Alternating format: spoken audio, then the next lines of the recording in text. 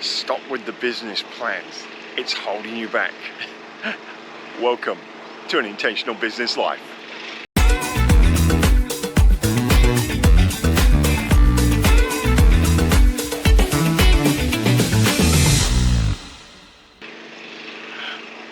Hi guys, yeah, well, you should stop writing business plans because that's just going to hold you back, And I don't mean, the 1 and 2 and 3 page of business plans.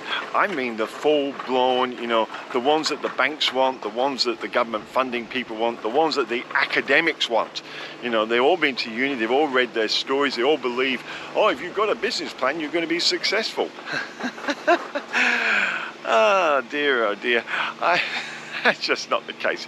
Look, the only time you're even going to go out of your way to write a really full-scale business plan is to satisfy those academics. And that's if you want some funding off them, like funding from government funding, or you want some funding from a bank. They'll want it so they can tick a little box that the university professor told them is most important because it guarantees success. And you'll hear stories, if you don't have a plan, you plan to fail. Well, that's such a broad statement. What does it actually mean by a plan?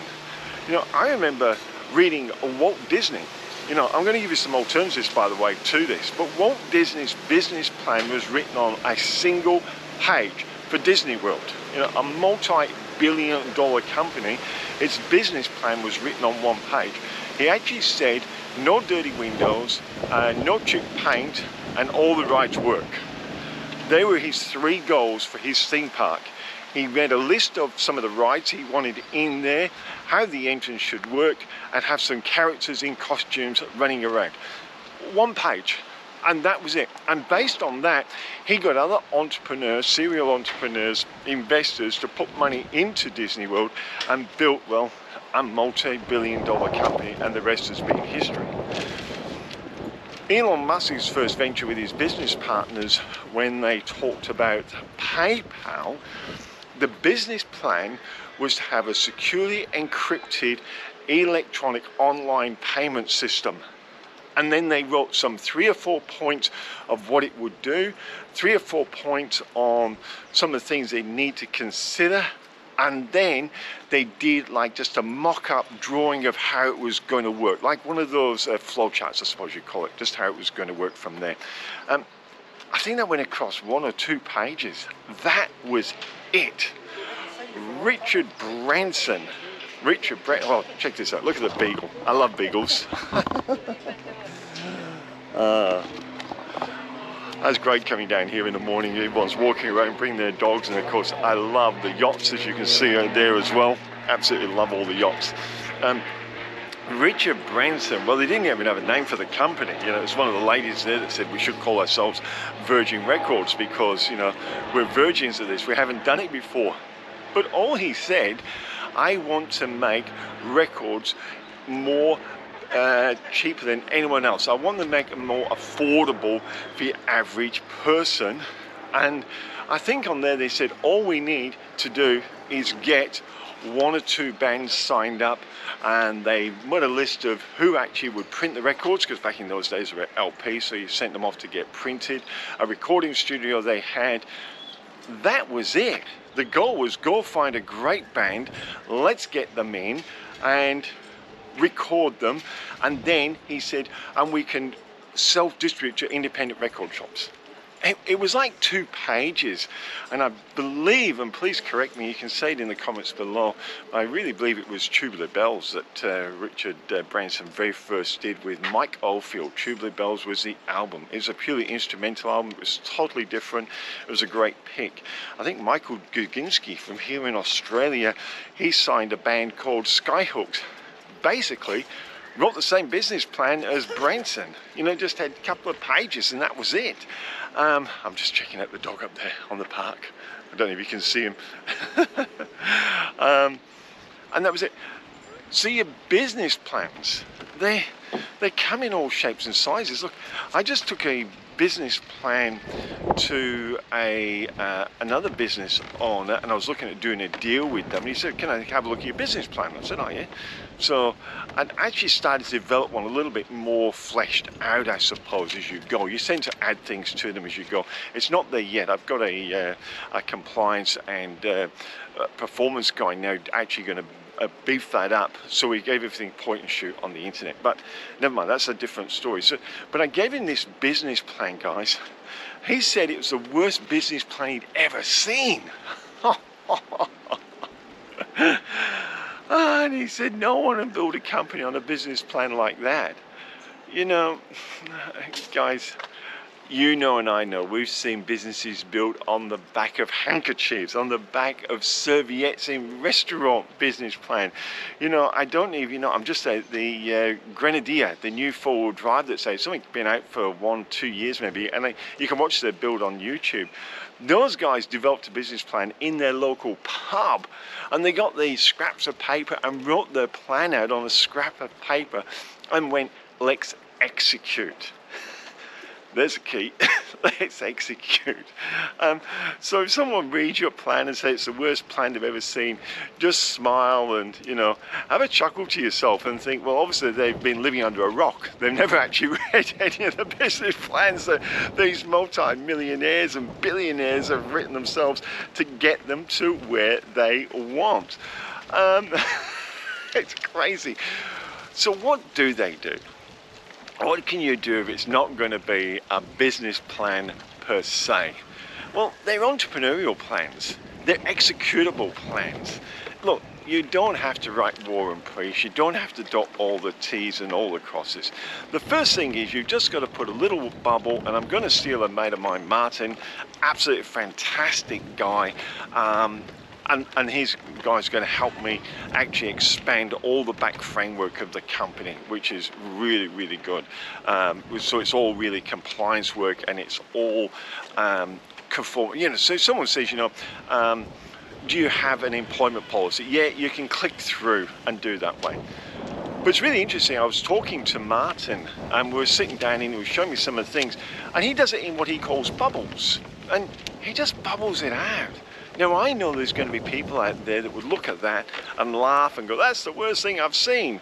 Yeah, well, you want to check out, oh, wow, that's sun. Welcome to summer in Perth. It's going to be 42 down here today, apparently. So I've come down a little bit there. I'm a little bit late. I got down here about 7:30 in the morning to do these filmings. I would have liked to have been down here about 5:30. I think it would have been absolutely gorgeous. Never mind, it's absolutely still beautiful. And look at that marina. Look at that marina. Oh. How can I not be happy living down here? So he bowls out. But I know some of these guys, some of these academics, some of these, you know, people who would give funding, some of the people that would, you know, bank loans and stuff like that, they'd laugh. But this is a highly, highly successful guy. Got an absolutely fantastic career, you know, from Scotland to Australia to London. You know, he's been there and done just about everything, and the knowledge he's got is sensational. And I trust him well over a bank manager telling me how to be successful. But what do we do? The first thing is, so he calls them bubbles. I call them blocking out. So I just put a block in the center of a bit of a paper and say, what is it that I do for people as a person? What is it I actually do for people in my company? And write that in the actual center of your bit of paper. That's all you got to do. Martin calls them bubbles, I call them blocks. Write that in the center of the bit of paper. And then go, okay, so that's what I do for them. What are some of the things from there? You know, you branch it out. So I could be saying, well, I help people make money. Well, how do you do that? Well, one, I teach them, maybe you teach them systems. Okay, so systems is over on one side, and you make a block or a bubble for that. And then under systems, you say, I want you to tell me all the benefits someone would get for having a system in their business, to run their business. You don't have to say how you're going to do it, just some of the benefits they're going to have for running a system, and you would write that down. And then you would, on the other side, you'd say, oh, I help them get investors. Aha, because I'm running a hydroponics farm. You can look it up, Hydroponics Farms Australia, hydroponicfarmsaustralia.com.au. You can look it up. That's a new business that I'm helping people set up and get that up and running. So one thing they need is investors. So I'd put on the left-hand side now, in a block or a bubble, the word investors. And next to that word, I want to write down all the advantages that it would give this business to have investors. Now along there, your brain is going to go, there's risks associated with that as well, because if you've got large investors, obviously they're going to have more control of your company and they're going to have more weight than the rest of the investors. So you have to decide on right there and then, okay, are you limiting the number of investors? Are you limiting the amount people can invest, or a combination of both? I'd make a little bit of a note on that on top. But then I would write down all the advantages that the company could have by having investors. You notice now that I don't actually call myself a business owner. I'm definitely an entrepreneur. I'm definitely a negotiator. I build businesses. So I'm a business builder. I'm not a business owner. And I'm going to get to that a little bit further down the track. Another thing I could put on there would be that in my circumstance, I can help introduce you to the right people. Now, a true entrepreneur is going to look at two things in your company. I'll just digress a bit here. Going to look at two things for your company, for you. He's going to look at your general concept, the general concept, not war and peace, the general concept. But the very first thing they're probably going to look at is who's involved. Because we know, successful people know, you put successful people in your business, in this new company, and its chances of success go through the roof. It's not a business plan that makes things successful, it's the people in the business that makes it successful. So there's a point. Don't call yourself a business owner, call yourself a business builder. Business owners, solopreneurs, mompreneurs, you're just restricting yourself to only thinking about yourself. You need to expand past that and say, no, I'm building a business. So you're like the CEO. Who else does the CEO need around themselves? Maybe you're not the CEO. In this new venture, I'm not the CEO. I know I'm not capable of that. I'm not the best person for it. You're capable and probably am, but not the best person. So I picked a new CEO for that position. So I'm more the negotiator, more the operations, more the sales and the marketing. That's the role I'm kind of swinging into now, and that will change and develop more into the strategic management of the company. So that's where I'll kind of fit. But once you say I'm a business builder, you're on your little list now. We come back to our little block or little bubble. We're saying, who can I introduce to this company? I would start making a list on there, all the people that I could think of, like, I need a CEO, I need an ops manager, I need a sales and marketing manager, I need a strategic advisor, I need all these people. But next to that bubble, write down all the advantages of having this excellent team of people. People that are just as good as you and people who are better than you. If you notice one thing, I have absolutely no ego. I chase people that are better than me. The CEO I picked for the Hydroponic Farms Australia, definitely better than me. I just don't have an ego around those things because I'm not going to be the owner. I'm going to be the builder. So you're a business builder. So you've got three bubbles or three blocks now that have written down all the advantages if you do these things. And I'm sure if we went on, you could say, and I will align the buyers. Now, in the hydroponic farms, we got two types of buyers: people who are actually buying the farms and the people who are actually going to buy from. So there's buyers and suppliers. But you can make those lists and write down all the advantages that if you get that right. What are the advantages of predefining your buyers? So if you can help people get buyers for their business, their product, or their services, what are all the advantages of doing that? You're going to find you've got 4 or 5 blocks now. I'm just getting distracted, guys. Look at that. You can't blame me for getting distracted this morning. It is absolutely beautiful out there. And yes, I did see when I was walking past people going out in their boats. I think there's one of that. I don't know if you can see them. This gets a little bit rocky, but see if you can. Guys are going out. I think they've got a jet ski over there, and they're putting their boat in over there. Oh my goodness. Just check out that view. Oh. People say, is it worth being a building business? Is it worth being a business builder?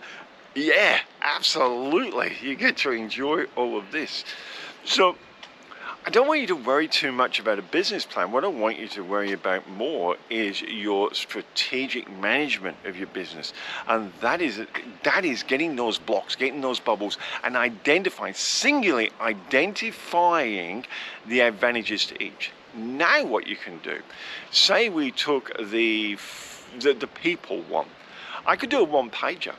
I could grab that and say, well, here's all my advantages of having these people in, which means it then becomes important to me, it becomes a priority to me, and I can manage my energy around that, because you can't manage time, but you can manage your priorities, what you're going to spend your time on. And on that one page, I can say, this is the reason, in a summary paragraph, this is the advantages of getting the right people involved. And here's a list of some of the people and some of the types of people I want in this business. You're not a business owner, you're going to be a business builder, and you build things with teams that are on the same level as you and teams who are better than you. So don't be shy of that. Get rid of the ego and do that. You can then say the buyers. You can do a little summary, take another sheet of paper, you can do your summary for your buyers of your products and service, and then once you've done that, you can, underneath that paragraph, then make a list of the buyers. You know, if you've got those little sheets of paper like that, you've actually got a list of people to go talk to. Someone said to me one time, why do you call it the one-on-one connection? And some people say, is it one-on-one connection? Is it something like that? No, it's actually 101 connections. Because you've noticed everything I've just put down there is all about people. Because I know that it's not a business plan that's going to make the business successful, guys. It's going to be the people. It's having something sharp and succinct written down, you understanding why it's important, so it becomes a priority for you, so you'll actually spend time on those particular areas, but you've actually divided your areas up. And then you're starting to list all those people down and all those activities down. And then you can start blocking them into your diary. You can say, right, on Mondays, you know what I'm going to do on Mondays? Well, people are busy on Monday. I know I'll work on systems on Monday, because I could do that myself. I can do some research on the internet. I can talk to systems analysis. I can decide what systems are going to be. And Monday I'm going to spend on systems. Right, Tuesday's a good day. You might say, right, Tuesdays, I am going to go and talk to people on Tuesdays who could help me build this business, whether they're going to be employees, whether they're going to be consultants, whether they're just going to be advisors. This is one thing on this I will put down. So if you're a business builder and you're starting from scratch, and I start everything from scratch, I don't buy businesses. Buying businesses is easy to build, but it has its restrictions as well, so I don't like those restrictions, so I kind of build from the start. But you put down an advisory team. This could just be an entrepreneur group. Find these people, invite them for meetings once a month or once a fortnight, where you sit down, you share ideas, and each of you is allowed to pose a question to the group and let the group answer it for you. It is so powerful. I did one that we called it the Founders Group. It was when I very first started off to make the first $1 million, and that was the goal of the group. Everyone here is going to make $1 million. Let's all come with our ideas. Let's share the one-page idea. Let's ask a question each month of each other, and then in that meeting, that couple-hour meeting, we answer, and they were written answered. We'd actually write them down, read what we put, collate them. The other person who'd asked the question got their answers, and the action plan that would be recommended. So basically we'd have a quick discussion, whack down to get an action plan, give it to them. Now they've got a priority action plan. It is so powerful. Everyone in that group was a millionaire at the end of the second year. I think that took one person the longest, was 2 years. Very, very powerful idea. But you can see one thing, it's not a business plan, it's an executable plan. It's not even a strategy. The strategy is one thing, but this is executable.